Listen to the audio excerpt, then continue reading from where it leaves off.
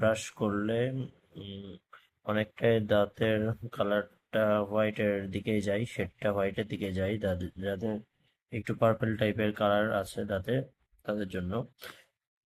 তো এটার এমআরপি বা হচ্ছে সর্বোচ্চ মূল্য দেওয়া আছে 300 টাকা।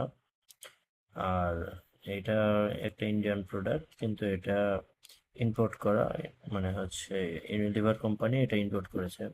তো চলুন দেখি ভেতরে পেস্টটা কেমন আছে।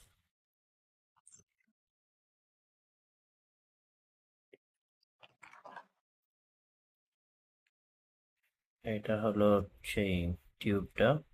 আর এটা হচ্ছে স্ক্রু সিস্টেম ক্যাপ।